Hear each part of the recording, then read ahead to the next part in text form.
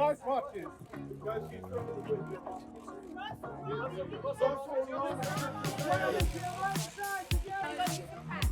Guys, ready? You know, after putting yourself and living in this history, you know, throughout the time you were shooting and before when you're doing all the research and diving deep, you know, you look at things now, are you concerned that we're seeing basic human rights being taken away today still? Have I ever not been? My whole life I have been. I grew up here, and I'm the son of immigrants who came to the city seeking a better life, and so when I see any type of injustice, I try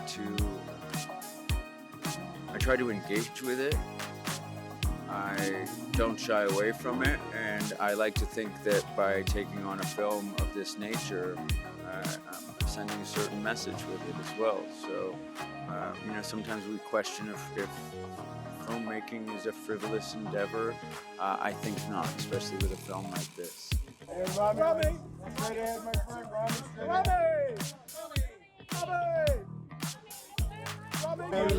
Hey, Rami, here we go.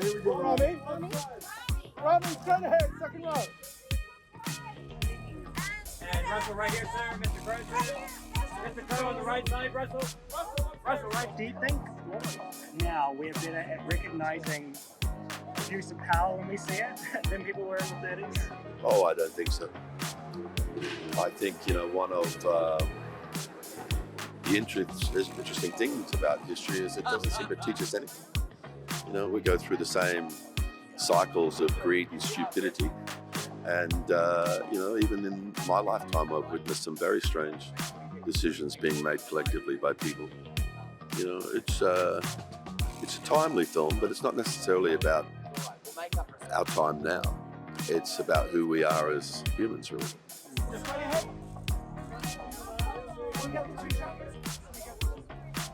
There's a lot to find out about Hermann.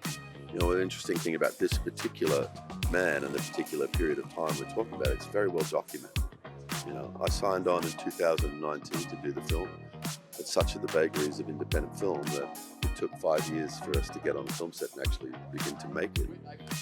And in that time, it gave me many hours of quiet contemplation, finding out, you know, how he'd grown up, finding out his marks at school, finding out what he liked to do on the weekends, finding out that Hermann Göring was a mountaineer who has, you know, who laid like a dozen or more fresh ways to climb up certain mountains in the Austrian Alps.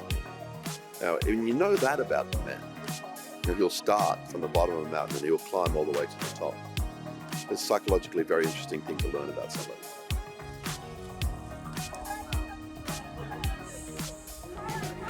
I think it's important to show that, you know, even the bad, evil guys, they can rationalize anything. And they'll talk you through step by step why they're right. And that's dangerous. That's really dangerous. And I thought that the film did a really good job of highlighting just how bad that can get. I had two grandfathers who fought in World War II. So for me, in my generation growing up, it was a piece of history that we didn't live through, but we could touch and hear stories about. I had friends who lost their grandparents in the camps. So it felt very alive. And yet when I talk to my kids about it, you know, it's like talking to them about the American Revolution. It feels so far away. And so I think part of what we really want to do with this film is to bring that history to life again. And Michael, look at the way, sir.